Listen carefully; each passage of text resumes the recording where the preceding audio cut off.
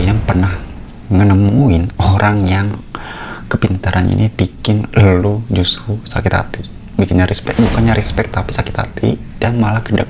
Dan sakit hatinya lu ini bukan karena iri, tapi sakit hati karena lu geleng-geleng kepala dan gedek sama orangnya.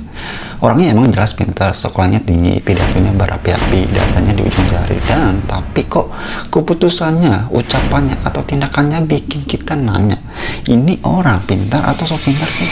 Hah? Nah, teman-teman, di dalam bahasa Jawa ada istilah yang pas banget nangkep fenomena ini, yaitu apa?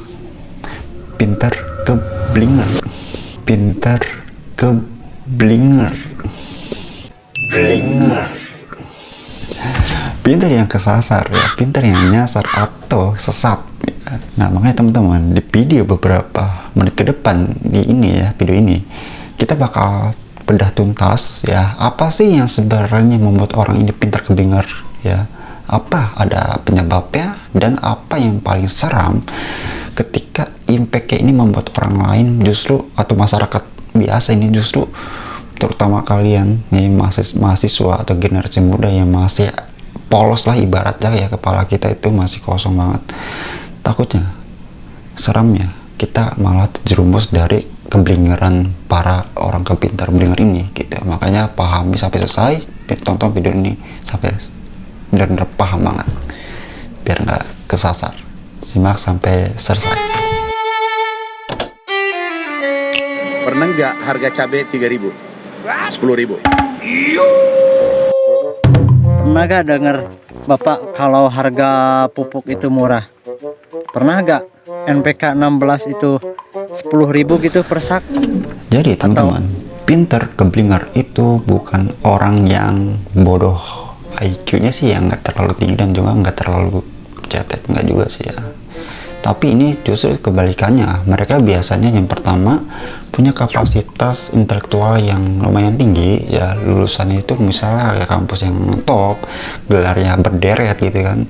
Lalu yang kedua, dia punya kemampuan verbal atau teknisi yang mumpuni gitu ya, atau bisa diandalkan ya. Bisa ngomong berjam-jam di depan orang-orang banyak, analisis datanya ribuan table. Nah, lalu yang ketiga nih, ya yang ketiga perlu diingat. Tapi ada yang hilang. Apa itu? Kecerdasan emosionalnya, IQ-nya. Ya, kecerdasan secara sosial ada yang paling utama adalah wisdomnya 0, atau dia nggak punya etika, dia nggak punya attitude gitu ya. Dilihat dari tata keramanya itu benar-benar minus. Nah, karena dia nggak punya etika dan atau dia orangnya ceplas-ceplos, ya ini yang bikin kita orangnya, yang bikin kita sakit hati ya gitu. Seakan-akan si beliau ini pintar paling benar. Orang yang pintar keblinger itu ibaratnya nih ya, sopir mobil balap F1 ya, tapi nyetirnya di tengah-tengah jalan pasar tradisional. Mesinnya kenceng ya kan, teorinya tentang mobil hebat, tapi dia lupa konteksnya, posisinya lupa. Dia ada di pasar orang banyak, ada anak kecil, ada ibu-ibu yang sedang belanja, ada bapak-bapak sedang nungguin istrinya sedang belanja ya kan.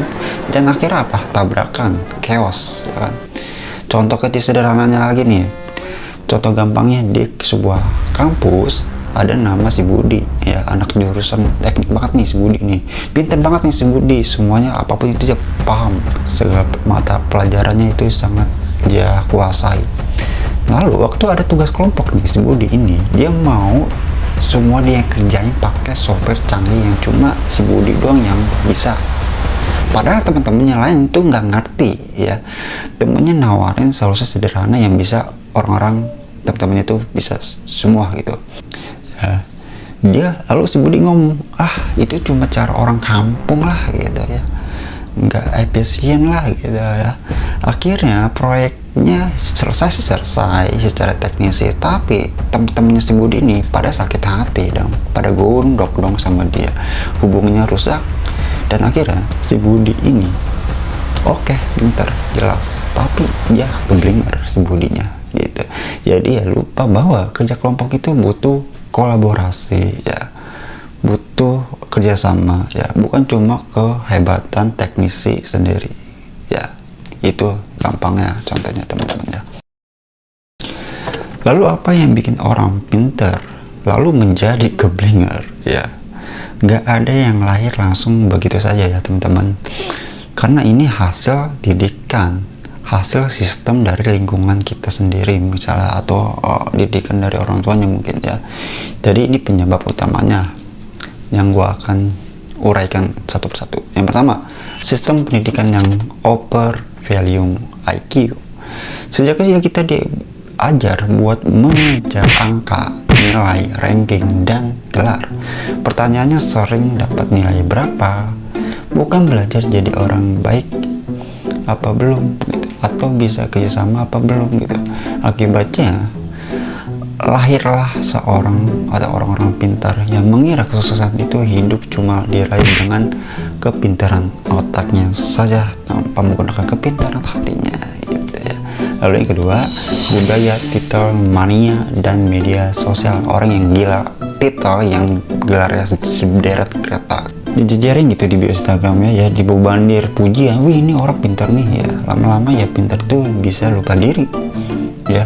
Dia merasa privilege untuk didengar segalanya, bahkan di luar bidang keahliannya pun si ahli teknik merasa paling tahu soal kebijakan sosial, dan si ahli ekonomi merasa paling paham soal seni budaya. Kan gak nyambung ya, bukan bidangnya gitu ya, karena dia maksain biar berusaha dianggap pintar gitu ya. Lalu yang ketiga, lingkungan yang yes man, atau di sekitar ini orang-orang people pleaser. Teman-teman, ini sangat bahaya banget di dunia politik atau korporat. Kita pasti ketemu dong ya. Sang pintar dikelilingi oleh sang penjilat handal yang selalu bilang, iya betul pak, ide bagus pak, ide yang cemerlang pak, brilian pak, lah banyak banget yang bilang-bilangnya lah. Lalu kritiknya hilang dan semua mengiyakan. Akhirnya si pintar ini merasa semua ide dan ucapannya itu selalu benar. Dia kehilangan cermin untuk melihat kekurangannya sendiri. Padahal teman-teman, kalau misalnya orang terus kayak gini, dan akhirnya dia menjadi alergi yang namanya kritikan, dan dia akan mempertebalkan yang namanya blind spotnya ya, susah mencerminkan karena ngeblur gitu blind spotnya.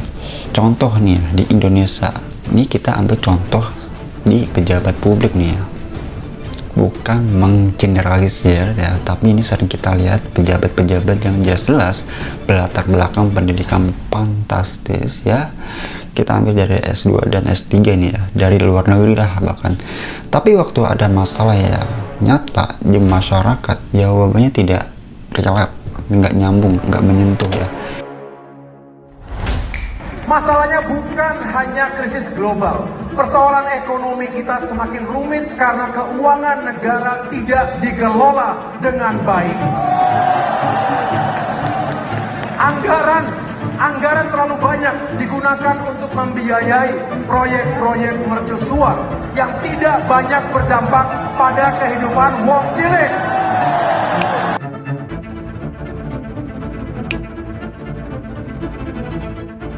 Kalau pintar keblinger ini cuma ada 1 sampai 3 lah gitu ya di sekitar kita ya orang-orangnya, mungkin masih aman lah ya.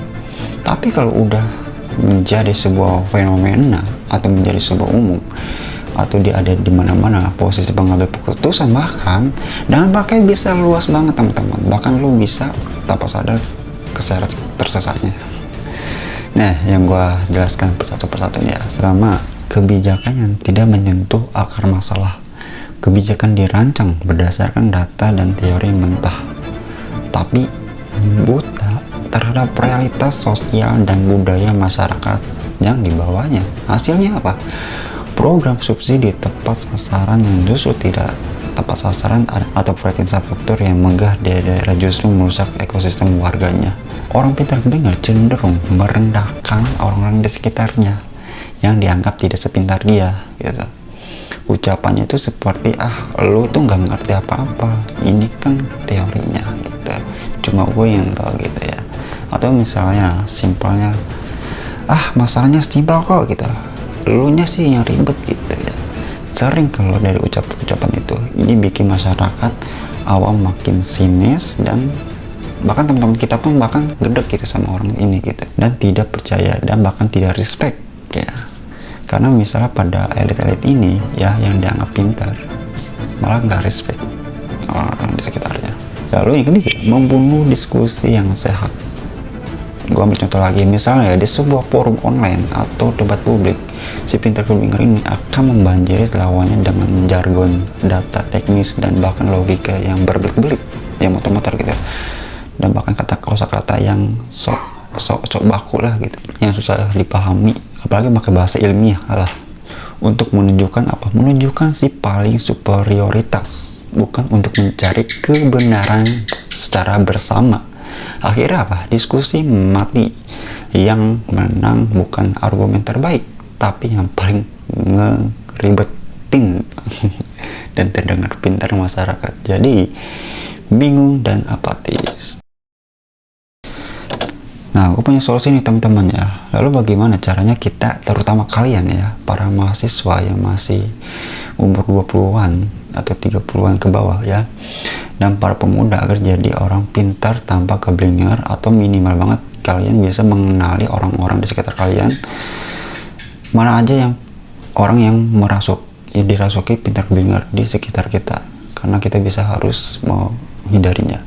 Yang pertama, selalu tempatkan ilmu itu dalam konteks kemanusiaan, humanis ya, bukan seolah-olah dia paling pintar, bukan. Ilmu ekonomi untuk memanusiakan, bukan hanya mengejar pertumbuhan. Ilmu teknik untuk memudahkan hidup seseorang ya, bukan cuma pamer kecanggihan, apalagi flexing dan akhirnya nggak bermanfaat dengan orang lain gitu. Selalu bertanya, ilmu ini buat bantu siapa sih, ada impactnya apa enggak sih gitu ya. Lalu yang kedua, belajar dari luar tempat kuliah. Jangan cuma belajar di dalam kelas, jangan belajar di depan buku atau di depan komputer ya. Langsung terjun, turun ke lapangan, ke pasar, ngobrol dengan tukang beca, ikut kerja bakti di kampung-kampung kalian gitu ya. Kearifan lokal dan pengalaman hidup orang biasa adalah sumber kebijaksanaan yang kalian tidak kalah penting dari buku. Lalu ketiga, latih kerendahan hati, intelektual humanity. Sadari bahwa seberapapun pintarnya kita atau seseorang, pasti ada yang tidak kita ketahui ya, atau disebutnya blind spot. Berani bilang gua tidak tahu atau maaf gua salah, itu tanda kecerdasan sejati, bukan kelemahan. Dan justru ini lu akan terlihat bahwa lu ini dewasa, bukan anak kecil yang memaksakan diri untuk menjadi pintar gitu. Keempat, kritisi sumber informasi, termasuk dari orang pintar keblinger atau orang-orang di sekitar kita ya. Kalau lihat orang pintar bicara, jangan langsung percaya mentah-mentah, jangan telan mentah-mentah. Tanya, ini orang ngomongnya pintar banget di bidang keahliannya apa enggak nih ya, ada empati apa enggak nih ya. Teman-teman, terutama para mahasiswa dan para pemuda ya, kita ada seorang atau calon pemimpin ya, ahli ya, dan profesional di masa depan. Kita dididik untuk jadi orang yang cerdas, orang yang pintar ya. Tapi ingat pesan dari nenek moyang kita lewat istilah pintar keblinger. Kepintaran tanpa kebijaksanaan itu seperti pedang tajam atau pedang bermata dua ya, bisa melukai diri sendiri dan orang lain. Hati-hati teman-teman ya, karena misinformasi itu lebih berbahaya. Ibaratnya lu udah kayak makan racun. Mending kalau kita bisa mendeteksi ini ada racun, itu bisa kita buang. Tapi kalau misal lu tanpa sadar lu terseret oleh opini atau informasi yang sesat, ini bisa membahayakan. Mari kita tidak hanya mengejar gelar dan nilai atau angka aja, karena itu sebuah simbol aja ya, tapi juga mengejar kebijaksanaan, empati, dan kerendahan hati, agar kepintaran kita ini tidak nyasar tetapi mendarat tepat pada hal yang tepat di hati dan menyelesaikannya masalah nyata di negeri ini. Karena Indonesia itu butuh orang yang pintar, bukan orang yang keblinger ya, tapi lebih butuh lagi orang yang pintar, benar-benar pintar yang arif, bukan pintar keblinger gitu. Terima kasih sudah menonton, share ke teman-teman kalian yang lain. Jadi semoga bermanfaat. Sampai ketemu di video selanjutnya.